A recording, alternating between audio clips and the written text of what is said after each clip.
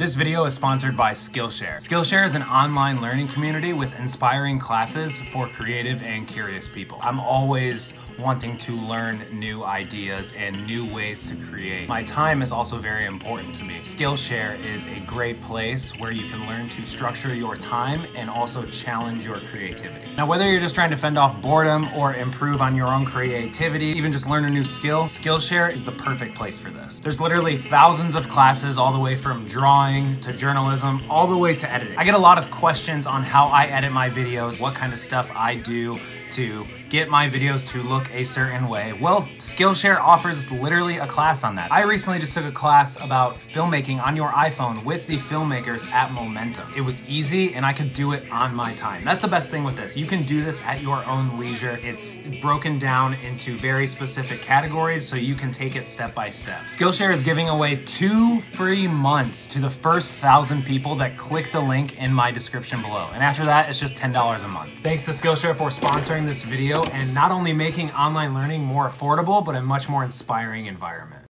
Kickflips are probably one of the biggest learning curves you're gonna have to hurdle over when you first start skating. It's one of the last big learning curves, I'll say, in the beginning when you start skating. I feel like the first thing people wanna learn when they start skating is they wanna learn how to drop in, and they want to learn how to ollie. And then from there, shove-its are a little easier to learn when you first start skating, maybe board slides and 50-50s. My point is that kickflips are a really big learning curve. And then once you get through that last, what feels like a big learning curve, and it is a big learning curve, exponential growth starts to take place. You start to learn at a much faster rate because getting the idea down of flipping the board and understanding the concept of flipping the board will help you in so many other areas of skating. All of the other flip tricks and learning flip into grinds and flip out to grinds, that comes maybe years down the road unless you're another like Ninja prodigy where you just learn shit like crazy. It only takes them a week, a month, 2 months to learn a kickflip. It took me forever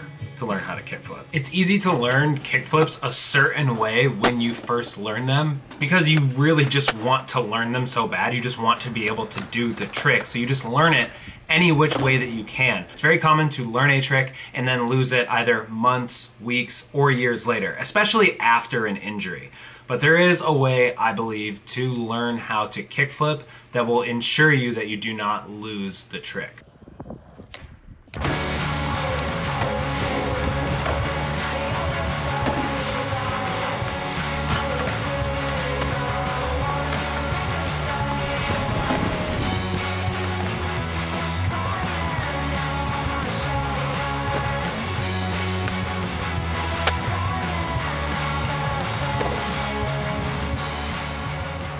So it's better to learn them the right way the first time than learning another way and then having to retrain your muscles and retrain your body in order to flick differently and flick a certain way. That was my issue. And I actually learned how to kickflip very well when I was a younger kid. I was that kid that would kickflip literally everything.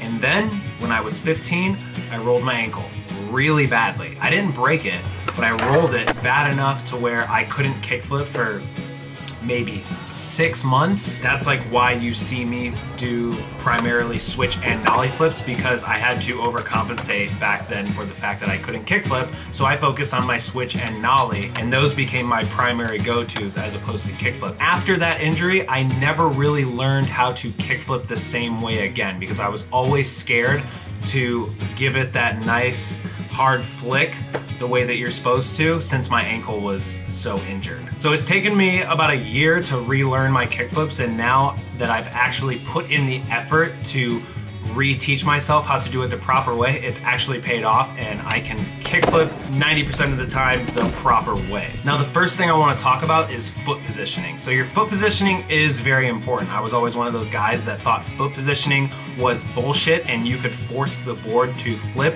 in any way that you want as long as you forced it to and tried hard enough. It's a lot easier if you have your feet in a specific position. Now, I like to keep my back foot in the center of the tail and my front foot just under the top 2 bottom bolts. I try to put as much of my foot on the board as possible. I try to line my toe up with the edge of the board. And what this does is this ensures you that you get enough of a flick and that the board actually sticks to your foot when you're flicking. We'll get more into that later. A problem that I always had when doing kickflips the wrong way for the last 10 years, I would lean too far forward. My body would get too far ahead of my board. So I have to consciously remember to sit back seat. What I mean by that is lean heavily back on the tail. Obviously not too heavily to where you're gonna fall off the board. You wanna be centered over that back truck. The best way to execute a perfect flip and to have the maximum amount of control over the trick, you want to ideally flick straight off the nose. It's kind of like an ollie north that you flick. You really want to aim for pretty much straight over the nose to get the board to flip. Aiming your flick in this direction, this causes the board to stick to your feet. You want the board to kind of stick to your foot. You want to flick almost late. You don't want to flick right away. If you flick right away, what's going to happen is the board's going to go rocket and you yourself, your body, is going to get ahead of the board and the board's going to remain behind you. You want to keep the board out in front of you as much as possible. So if the board sticks to your foot when you're flicking, it ensures that the board is going to stay under you and slightly in front of you. I have to consciously keep these things in mind in order to execute it properly. Now this leads us into timing. You kind of want to flick your board later. You don't want to flick it right away, because if you flick your board right away, the board's going to end up behind you and you're going to be in front of it and the board is going to flip rocket. That isn't what you want. That is a lack of control over the board. So what really helps me with this and understanding it and grasping the concept, while combining all of the previous steps, I'll try to sit back seat on the board. And when I pop and give it a flick, in order to get it to stick to my foot, obviously I flick as straight off the nose as I possibly can. But what I try to do is flick the board literally out in front of me. That allows the nose of the board to dip lower than the tail. So what you want to aim for is getting your front truck lower than your back. So if you play around with this idea, a good way to practice it is just stand stationary and literally just flick your foot and kick your board out in front of you. And what you'll notice is that the board naturally wants to dive forward. And when you execute this properly, when you're trying to actually do the kickflip and combine all of these previous steps, you'll notice that your back foot is what stops the board from nose diving into the ground, because your back foot will catch the board after it's done rotating, but your feet will actually catch it perfectly. And that's when you get like the inverted catch. You want to try to raise your back foot up as high as you can. Obviously you want to jump as high as you can too, but be conscious of what your back foot is doing, because the higher you raise your back foot, the more you're going to allow the board to dip and flip. It's going to stop once it hits your back foot, wherever your back foot is. So sometimes you'll notice when people have rocket looking kickflips, they'll do so because their back foot will be way too low. Also, that's gonna decrease your pop. Imagine there's a soccer ball right in front of the board that you're trying to kick. And every single time you flick your front foot, aim for that spot, aim for that soccer ball. This will allow you to kick straight out,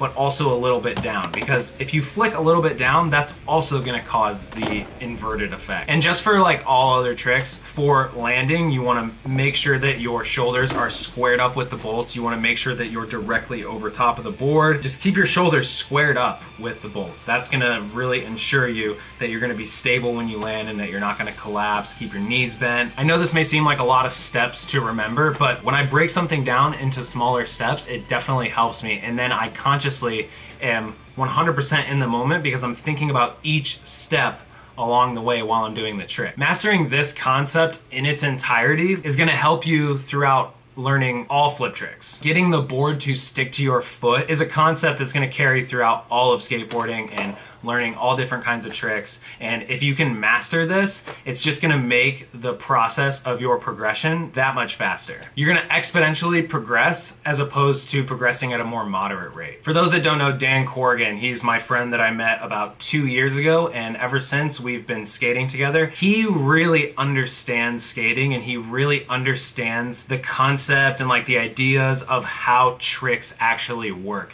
And it wasn't until he pointed this stuff out to me, like, for example, how to think about a trick rather than like a trick tip video. He kind of goes into this like theory style of learning a trick as opposed to just like you do this and then you do that and then you should land it. The way he breaks it down really has helped me to progress and perfect a lot of my tricks that I was struggling with personally. So exploring the idea of how to think about a trick as opposed to the opposite has really gone a long way for me.